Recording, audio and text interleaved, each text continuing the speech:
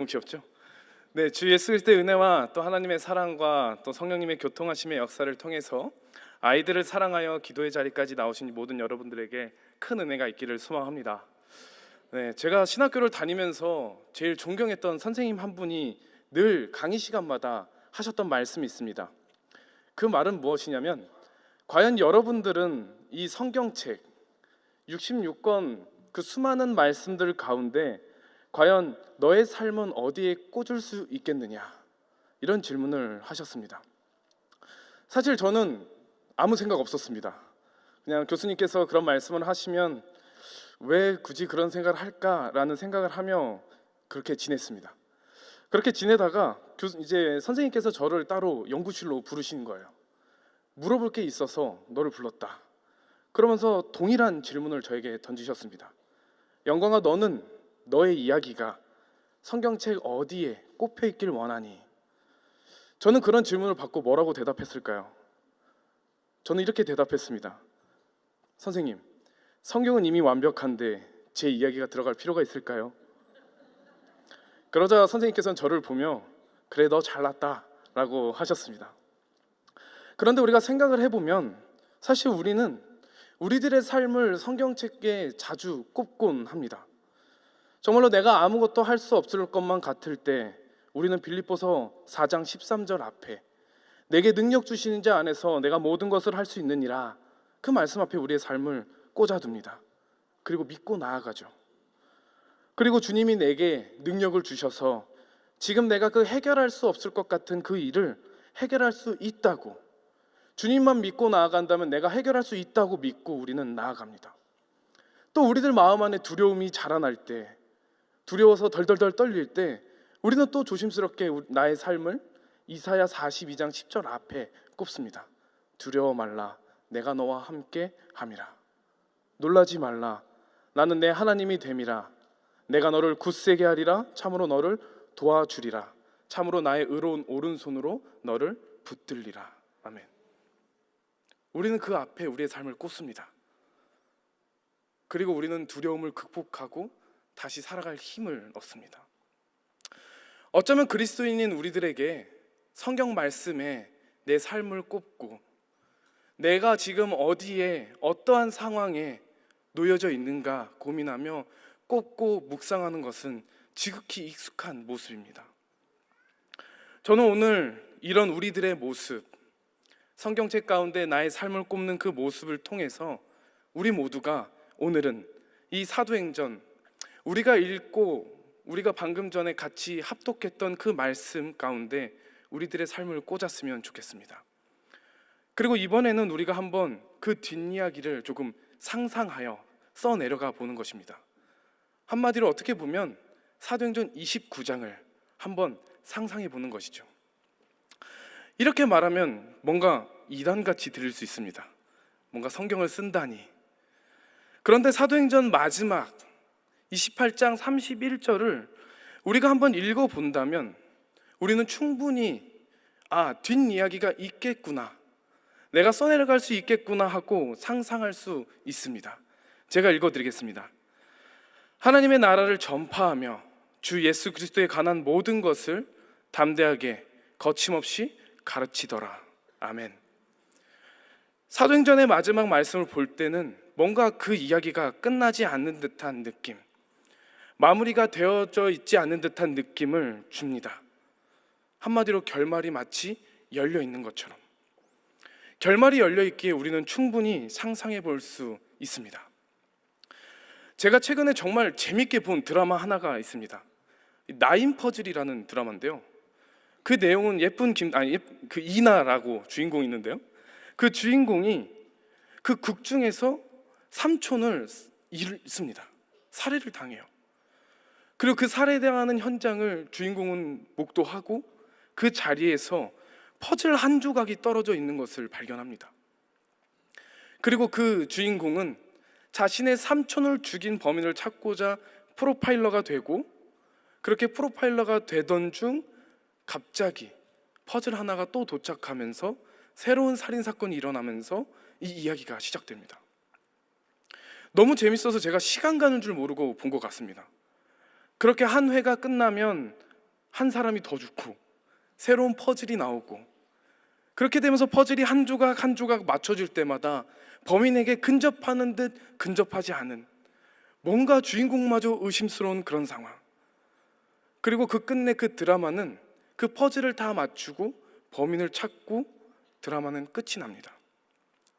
근데 이렇게 끝났으면 마음 편하게 상상도 안 했을 것 같아요. 근데 마지막 장면에 새로운 살인사건 현장이 갑자기 나와요.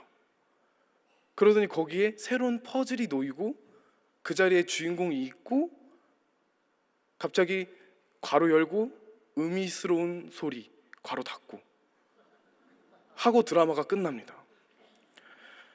저는 그 드라마의 끝을 보고 잠이 안 오는 거예요. 언제 2편은 나올까? 2편이 나온다면 그 이야기는 어떤 이야기일까? 혹시 내가 알던 결말이 아닌가? 온갖 상상을 하고 온갖 생각을 하게 되며 제가 그 뒷이야기를 쓰고 있는 거예요. 오늘 우리가 읽은 사도행전의 마지막 역시 마찬가지예요. 우리들의 상상력을 불러일으키기에 너무나도 충분한 앞선 역사들을 통해서, 성령의 그 강한 역사를 통해서 많은 역사가 일어났고 많은 교회가 세워졌고, 더불어 28장에서 마지막에는 복음이 더 이상 유대인에게만이 아니라 이방인들에게도 확장되었다라는 말을 하고 있기 때문에, 그리고 그 복음을 전한 사람이 우리가 너무나도 잘 아는 바울, 전도의 대가, 찝었다 하면 백전백승, 그 바울이 복음을 담대하게 거침없이 가르치기에 우리는 많은 것을 상상하게 됩니다. 따라서 우리는 오늘 사도행전 28장 뒤에 이어질 이야기를 상상하게 됩니다. 그리고 그 성령의 역사, 2000년 전에도 바울에게도 그리고 지금에게도 우리에게도 성령이 역사하고 있기 때문에 우리는 한번 이 사도행전 28장 뒤에 우리의 이야기를 꼽고 우리의 삶을 꼽고 한번 상상해 보기를 소망합니다. 그런데 이제 이렇게 상상하고 그 뒷이야기를 생각할 때 생기는 가장 큰 문제가 있습니다. 그것은 바로 어떻게 쓰냐는 겁니다. 과연 사도행전 뒤에 들어갈 이야기를 어떻게 쓰냐는 것. 그냥 막 쓰면 안 되잖아요. 그냥 내가 하고 싶은 대로, 내가 상상한 대로 막 쓰면 안 되잖아요. 갑자기 공룡이 나오거나 그러면 안 되잖아요. 우리는 앞선 이야기를 해치지 않기 위해서는, 전혀 다른 이야기가 되지 않기 위해서는 우리는 앞에 일어났던 일들, 앞에서 기록된 내용들을 잘 봐야 합니다. 그리고 그 이야기를 이끌어가고 있는 것이 무엇인지, 그리고 그 이끌어가는 것이 어떻게 마무리 지어서 우리들의 상상력을 자극하는지를 우리가 명확하게 알고 난 다음에 상상해 봐야 합니다. 사랑하는 우리 용인제일교회 성도 여러분, 오늘 말씀을 통해서 우리가 한번 이야기를, 사도행전 뒤에 이어질 이야기를 상상하기를 소망합니다. 그리고 말씀에 입각하여서 사도행전이 말하고자 하는 대로 우리들의 이야기를 써내려 가기를 소망합니다. 그럼 과연 오늘 우리가 읽은 본문, 그리고 우리가 읽은 본문을 포함한 사도행전은 과연 무엇을 말하고자 하는 것일까요? 사실 그것은 복음을 확장시키는 일이에요. 선교하는 거죠. 즉, 복음을 전해서 그곳 가운데 하나님을 믿는 자들을 만들고, 그 하나님을 믿는 자들, 그런 자들이 모여서 교회를 세우는 것, 하나님의 나라가 확장되는 것, 그 이야기가 바로 사도행전인 거예요. 한마디로 사도행전은 계속해서 교회를 세워가는 이야기를 담고 있는 거예요. 사도들로 시작하여서 교회를 세우는 내용, 교회 안에서 이런저런 내용, 우당탕탕 치고받고 싸우기도 하고 때로는 불미스러운 일도 일어나지만 결국에는 성령의 강한 역사심을 통하여서 교회를 세워가는 이야기, 그리고 그 교회를 세우는 이야기, 그 모습 가운데 오늘 우리는 바울의 모습을 본 거예요. 그리고 바울은 여전히 사도행전이 끝나는 그 마지막 절까지, 아니 이 땅에 자신의 생명이 다하기까지 더 많은 사람들을 위해서, 더 많은 사람들에게 예수 그리스도의 그 복음을 전하기 위해서 그 전력을 다하고 있는 모습을 보여주는 것, 그것이 사도행전이에요. 그리고 그런 바울, 자신의 생명이 다하기까지 정말 최선을 다해 전력을 다하는 그 바울의 모습을 오늘 말씀은 다음과 같이 말하고 있습니다. 우리 한번 31절 함께 읽어보겠습니다. 함께 읽겠습니다. 시작.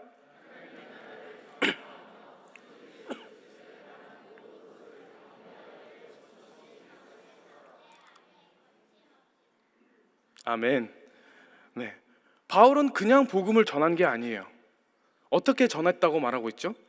담대하게, 거침없이. 사실 우리가 오늘 읽은 본문 속에서의 바울은요, 지난 30여 년 동안 복음을 전하며 살았어요. 비록 지금도 로마에서 지금 가택연금을 당하고 있어서 어디 이동할 수 없는 상황에 있지만, 그럼에도 불구하고 계속해서 복음을 전하는 아주 베테랑 복음 전도자인 거예요. 그런데 그런 그가 복음을 전하는 데 있어서 여전히 30여 년을 넘게 가택에 갇혀 있어도 거침없이 담대하게 전하는 그 바울. 왜 바울은 30년이라는 베테랑임에도 불구하고, 능수능란할 것인데도 불구하고 왜 담대함이 필요했을까요? 사실 그 이유는 한 가지입니다. 복음을 전하는 데 있어서, 선교하는 데 있어서, 교회를 세워가는 데 있어서 이 담대함이 없이는 불가능하기 때문입니다. 우리가 잘 알고 있듯 우리가 살고 있는 이 세상은 죄가 가득해요. 그리고 모든 사람들에게는 그 죄의 영향 아래 있어 죄성이 있기에, 우리는 근데 또 불행한 것은 우리 안에 죄가 있고 세상에 죄가 있다는 것을 인지하지 못한 채 그저 익숙한 삶을 살아요. 그리고 그런 삶은, 그런 죄에 익숙한 우리 삶의 복음은 불편함을 제공하고, 그리고 우리가 다시 살아갈 그런 생명의 힘을 제공하게 되는 거예요. 따라서 복음을 전하는 데 있어서 그 죄의 익숙함을 깨는 것이 매우 중요하다는 거예요. 그리고 그 익숙함이 깨질 때 우리는 불편함이 다가옵니다. 그렇게 복음을 전하는 데 있어서 다음과 같은 상황이 발생하는 거예요. 24절인데 제가 읽겠습니다. 그 말을 믿는 사람도 있고 믿지 아니하는 사람도 있어. 아멘. 그리고 29절도 한번 봤으면 좋겠는데요. 근데 29절은 우리가 성경책 보면 알겠지만 괄호 열고 없음, 괄호 닫고 없습니다. 근데 우리가 관주 성경을 보면요, 이렇게 나와 있어요. 어떤 사본에는 그가 이 말을 마칠 때 유대인들이 서로 큰 쟁론하며 물러가더라. 아멘. 결국 바울에게 있어서, 복음을 전하는 데 있어서 담대함이 필요한 이유는, 바울이 복음을 전하러 가는 곳마다 이 유대인들은 바울을 돌로 치려 하고 죽이려 하고 반발하고 있기 때문에, 그리고 심지어 그 복음을 듣는 자들도 들었을 때 다 믿으면 좋은데 누구는 믿고 누구는 믿지 않기에, 그래서 복음을 전하는데 30년을 전한 그 바울 역시 이 담대함이 필요했다는 것입니다. 그리고 이렇게 환영받지 못하는 것은 바울이 있을 때나 지금이나 마찬가지예요. 저희 유년부, 초등부, 소년부도요, 매번 학교 앞 전도를 나가요. 그리고 특별히 이제 새생명 전도 축제 기간을 맞이해서 저희도 초청주의를 준비하고자 더욱 풍성한 선물로 이제 학교 앞으로 전도하러 갑니다. 선물이 정말 장난 없어요. 자전거는 기본이고요. 그냥 딱 봤을 때 전도사인 저도 너무 갖고 싶을 정도의 선물을 준비해서 갑니다. 그런데 그렇게 학교 앞에 전도하러 가면요, 지금 우리 아이들처럼 보기에 막 미소만 번지면 너무 좋을 텐데요, 너무 무서워요. 제일 먼저 무서운 상황이 뭐냐면요, 아이가 걸어오는데요, 부모님의 손을 잡고 오면 무섭습니다. 그 아이들에게 전도지를 주면요, 둘 중 하나예요. 부모가 받고 주머니에 넣거나 우리 애는 이런 거 안 받습니다. 얼마나 날카롭게 얘기하는지요, 너무 서운해요. 너무 무서워요. 그리고 또 다른 두려움은, 그렇게 막 두려움을 이겨내면서 전도를 하고 있으면요, 학교 교장 선생님이 나와요. 그리고 말해요. 여기 학교 앞에서 전도하면 안 된다고. 그러면 이제 물어보죠. 그럼 어디서 합니까? 그러면 이제 막 이런저런 이유를 얘기해요. 뭐 우리나라는 뭐 교육부. 근데 왜 전도만 안 되는 거예요? 학원도 다 홍보하는데. 그러면 이런저런 핑계를 대면 결국 끝에 도달하는 것은 환경오염이래요. 그럼 우리는 말해요. 그럼 우리가 전도 끝나고 청소하고 가겠다. 그리고 우리 선생님들은 실제로 전도가 끝나면요, 학교 안까지 들어가서 쓰레기를 다 줍고 갑니다. 그렇게 이제 또 다른 무서움이 또 찾아오죠. 이제 사무실에 들어와서 앉습니다. 그럼 갑자기 모르는 번호로 전화가 와요. 그러면 딱 받으면 어디 학교 학부모입니다. 앞으로 이런 거 나눠주지 마세요. 이렇게 말을 합니다. 전도하기 너무 어려운 거예요. 전도하기 너무 두려운 거예요. 그리고 제일 무서운 건 사실 아이들이에요.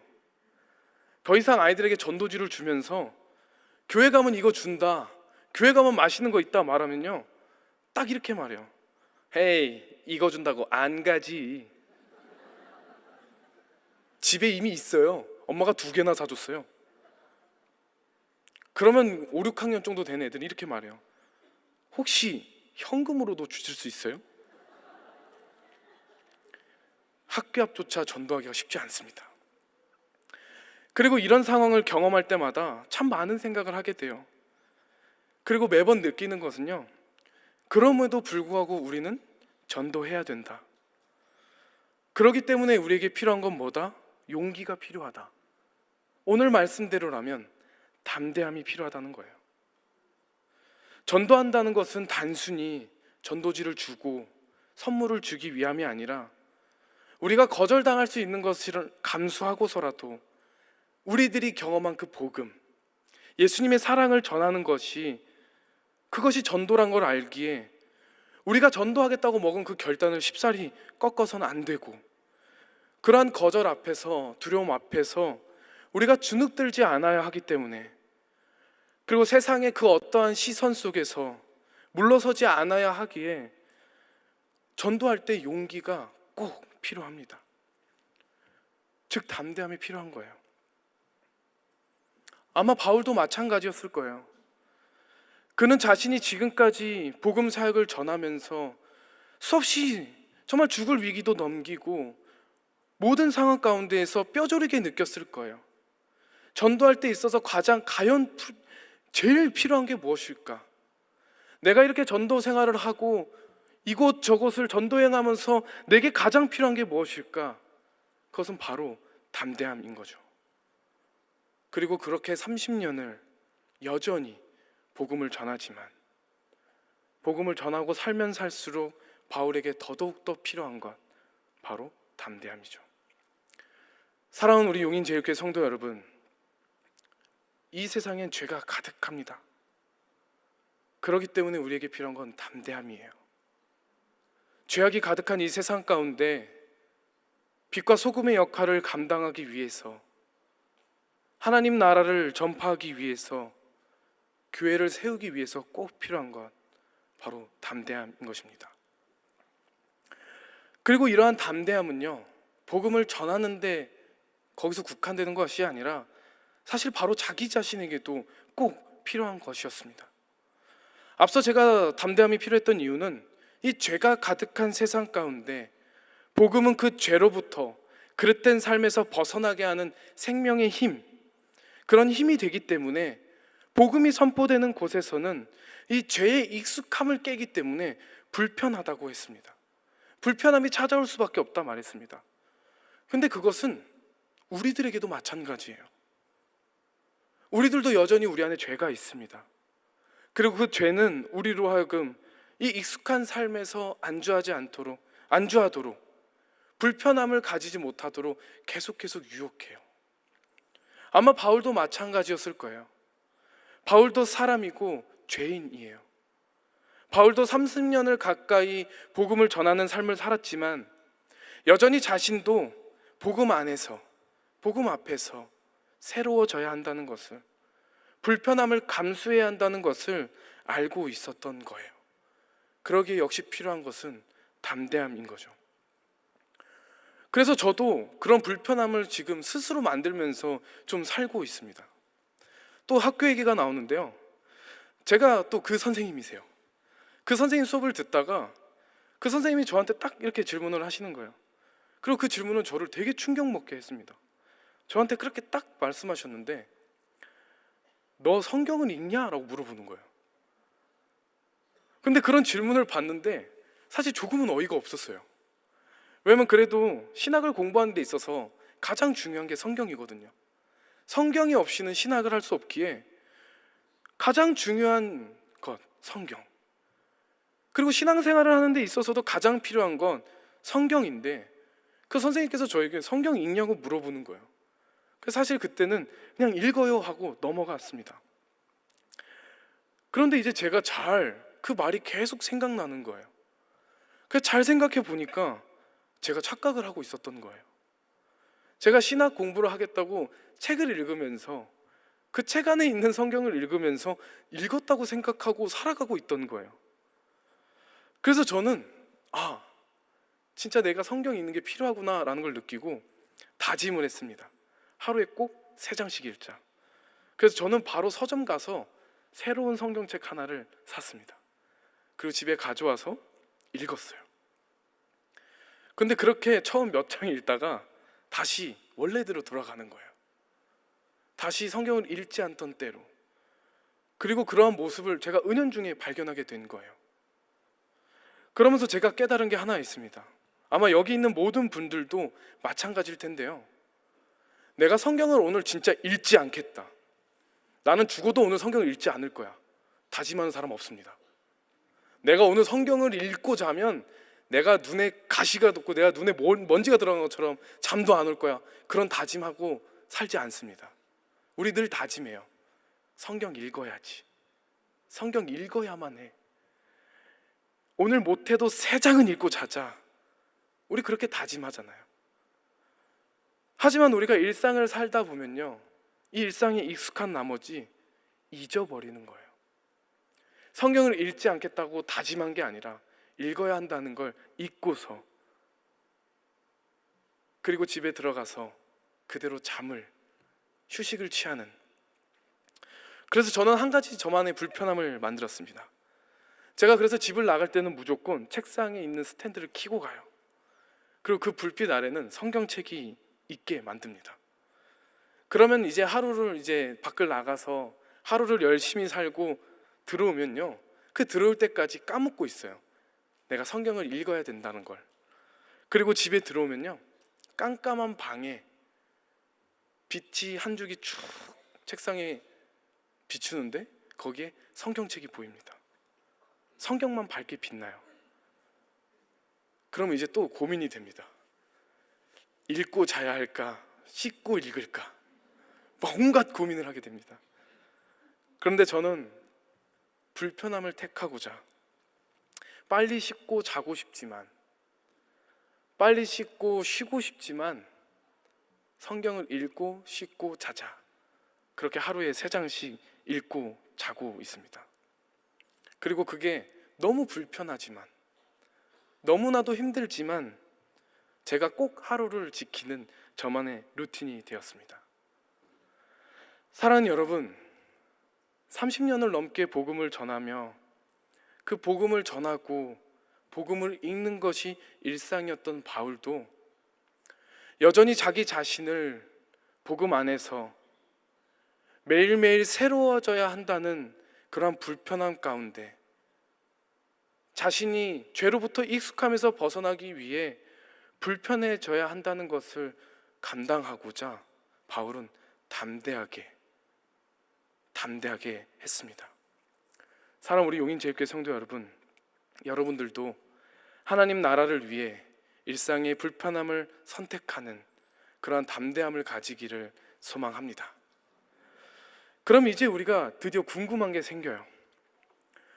그럼 이제 사도행전 29장을 써내려가기 위해서, 상상하기 위해서, 앞의 내용을 해치지 않기 위해서 우리에게 꼭 필요한 것이 바로 그 담대함, 죄로 가득한 세상 가운데에서 용기 있게 복음을 전하며 하나님의 나라를 전하는 그 담대함, 죄로부터 나조차도 극복하고자 불편함으로 다가가야 하는 그 담대함, 필요하다는 것을 알게 되었어요. 그리고 바로 이 담대함, 근데 우리가 살아봐서 알잖아요. 우리가 늘 말씀을 듣고 다짐하지만 사실 이 담대함으로 살아간다는 게 너무나도 어렵다는 사실을 우리가 잘 알고 있습니다. 그래서 사도행전은 이 담대함에 대해서, 그리고 그 담대할 수 있는 이유에 대해서 역시 말하고 있습니다. 사도행전 4장 31절 하반절인데요, 우리 함께 봉독하도록 하겠습니다. 시작. 성령이 충만하여 담대히 하나님의 말씀을 전하니라. 아멘. 성령이 충만하여 담대하게 하나님의 말씀을 전하니라.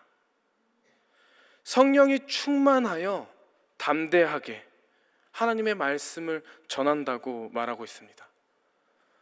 한마디로 담대함이라는 것은 곧 성령 충만이라는 것이에요.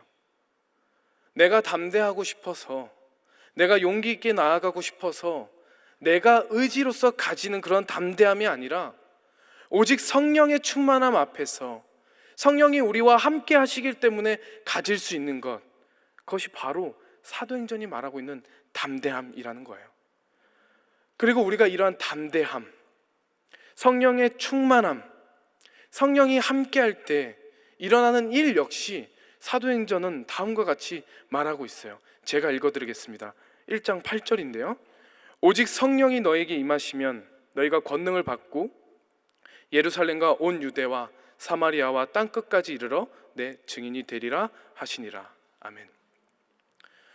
우리 사랑하는 용인제일교회 성도 여러분, 우리가 사도행전 29장을 써내려가기 위해서 반드시 붙들어야 하는 것, 그것은 바로 담대함이에요. 그리고 이러한 담대함은 우리가 스스로 만들 수 있는 것이 아니에요. 사도행전은 분명히 말하고 있어요. 성령이 충만할 때, 성령이 충만할 때 우리는 비로소 하나님의 말씀을 담대히 전할 수 있다. 그리고 그 담대함은 세상을 향해 나아가는 용기이자 하나님 나라의 확장의 시작이자 우리 자신을 변화시키는 불편함을 견디는 힘이라는 것을 말하고 있습니다. 그리고 그러한 성령 충만한 위에 교회는 세워지고 복음은 확장되며 사도행전은 지금도 계속해서 우리를 통해서 우리와 함께 많은 상상을 하게 만듭니다. 1장 8절의 말씀처럼 성령이 임하시면 우리가 권능을 받고 예루살렘에서 시작된 복음이 온 유대와 사마리아와 그리고 땅끝까지 흘러가듯 우리도 그 복음의 증인된 삶을 담대함으로 살아가게 되는 것이죠. 그러니 우리는 기도해야 돼요. 성령으로 충만하길 우리가 기도해야 됩니다. 성령의 충만함으로 담대하도록 기도해야 합니다. 그리고 우리가 기도할 때 하나님께서는 반드시 우리에게 성령을 부어주시고 그 부어주신 성령을 통해 우리는 담대해질 것입니다. 그리고 여러분은 삶으로, 그리고 우리 공동체로 우리가 계속해서 사도행전의 역사를 써내려가는 것이죠. 그래서 우리 사랑하는 우리 용인제일교회 성도 여러분, 이러한 담대함으로, 성령의 충만함으로 사도행전을 써내려가길 소망합니다. 오늘 저와 여러분들은 이렇게 사도행전 29장을 써내려가자고 이렇게 이야기했습니다. 그리고 그 써내려가는 데 있어 중요한 것, 성령의 충만함을 구하는 것, 담대함으로 나아가는 것. 그러나 저는 오늘 말씀의 제목을 뭐라고 잡았죠? 사도행전 30장이라 잡았습니다. 사실 그 이유는 한 가지예요. 그것은 바로 우리가 29장을 썼다면, 우리의 뒤를 이어서 30장을 쓸 우리의 다음 세대를 위해서입니다. 다음 세대들을 생각하면서 우리가 성령의 충만함으로 29장을 써야 되는 이유예요. 그리고 우리가 앞서 바울을 보고 썼듯 우리 아이들은 우리를 보고 쓸 거예요. 사실 저도 어렸을 때는 기도가 중요한지 몰랐어요. 사실 기도는 별 도움 안 되는 것이라고 생각하며 살았습니다. 왜냐하면 저희 아버지께서 개척교회를 담임하고 계셨기 때문에 늘 풍족하지 못하고 만족스럽지 못했어요. 그리고 늘 그러한 상황 가운데 일하러 가는 것이 아니라 기도하러 가는 그 부모님의 모습에 과연 기도가 효과가 있는가? 그게 제 궁금증이었어요. 왜냐하면 적어도 저기 기도하러 가는 분이 내 부모님이 맞다면 지금 우리들의 상황을 더 악화 주십시오, 우리 자녀들이 배를 굶주리고 눈물을 흘리며 남들에게 무시받게 살게 해주십시오, 기도하는 부모 없잖아요.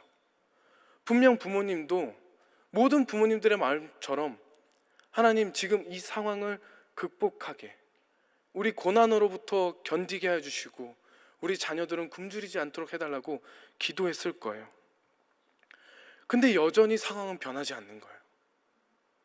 하루는 제가 밥을 먹고 싶고 축구를 하고 배가 고파서 집에 갔는데 밥이 없는 거예요. 그래서 부모님한테 밥을 달라고 말했더니 어머니는 대답이 없이 교회로 기도하러 가시고, 저희 아버지도 그래서 제가 아빠한테 붙잡고 밥 좀 달라 그랬더니 기도하러 가시는 거예요. 미안하다 하면서. 그래서 제가 씩씩대면서 주방 가서 제가 혼자 차려 먹어야지 하고 갔어요. 밥이 없는 거예요. 쌀떡에도 쌀이 없는 거예요. 라면도 없는 거예요. 그러면서 저는 그 기도하러 가는 부모님 모습이 사실 회피하는 것 같았어요. 그래서 어렸을 때 제가 생각한 기도는 굳이 해야 되나?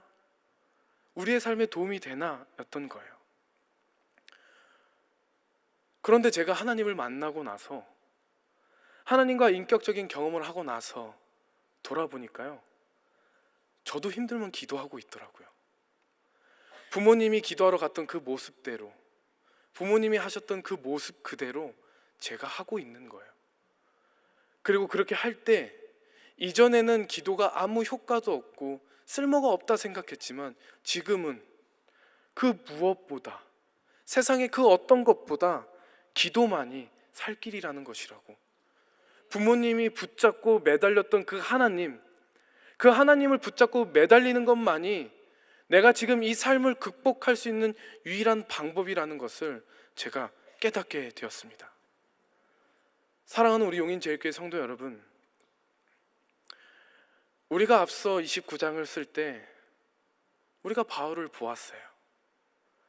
바울이 어떻게 썼는지, 어떠한 마음으로 임했는지, 그리고 앞서 믿음의 선배들은 어떠한 담대함으로 써내려 갔는지, 그리고 그 담대함은 곧 성령의 충만함이라는 것을 우리가 보고 읽었어요. 그리고 우리가 그 담대함대로 우리도 사도행전 29장을 썼어요. 그럼 이제 우리 아이들이 볼 거예요. 우리가 지금 이 자리에 나와서 사도행전을 쓰고 있는 모습, 성경학교를 준비하면서 기도로 먼저 준비하는 그 교사들의 모습을 보면서, 또한 성경학교를 보냈지만 여전히 우리 아이들이 그 성경학교 가운데에서 그 하나님을 만날 수 있도록, 그 하나님을 만나고 돌아올 수 있도록, 그 어떤 여름 성경학교보다 더욱더 큰 은혜가 넘치는 성경학교가 될 수 있도록 해달라고 기도하는 부모님들을 보는 것처럼 우리 아이들은 볼 거예요. 그리고 우리 아이들도 써내려 갈 거예요. 사도행전 30장을 써내려 갈 거예요. 우리가 했던 것대로, 우리가 하고 있는 대로, 우리가 하나님을 믿는 모습 그대로 우리 아이들이 한다는 것입니다. 사랑하는 우리 용인제일교회 성도 여러분, 그래서 우리가 더욱더 담대해져야 되는 거예요. 우리가 더욱더 담대함으로 나가야 돼야 하는 거예요. 우리가 더욱더 기도함으로, 이 자리 우리가 기도에 나와서 그 성령을 구하는 그 기도를 함으로 우리가 담대함을 구해야 되는 거예요. 그리고 그런 일을 가능하게 하는 그 힘을 우리가 받을 때, 그 담대함으로 나아갈 때 우리 아이들이 보게 되는 거예요. 그리고 이러한 우리가 써내려가는 그 모든 일들 가운데 단순히 우리의 열정, 우리의 헌신으로만 이루어지지 않는다는 것을 우리가 잘 알고 있어요. 그래서 우리가 더욱더 기도해야 되는 겁니다. 더욱더 기도해야 돼요. 그리고 그 기도하는 내용 가운데 꼭 필요한 것, 우리 다음 세대들이 걸어갈 그 길을 위해서 우리 아이들이 믿음 안에서 잘 자라서 예루살렘에서 시작된 그 복음의 이야기를 온 유대가 사마리아를 지나 이 시대 땅끝까지 전할 수 있도록 우리가 기도해야 됩니다. 우리가 다음 세대를 위해 기도할 때 우리 아이들이 바르게 쓸 수 있는 것이죠. 그래서 우리 사랑하는 여러분, 이 시간 우리 뜨겁게 기도하길 소망합니다.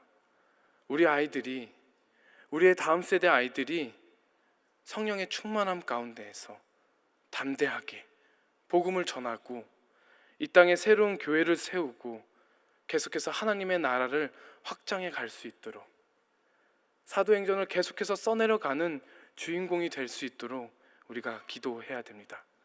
그리고 우리가 그렇게 기도할 때 사도행전의 역사는 28장에서 끝나지 않고 지금도 앞으로도 계속해서 흘러갈 것입니다.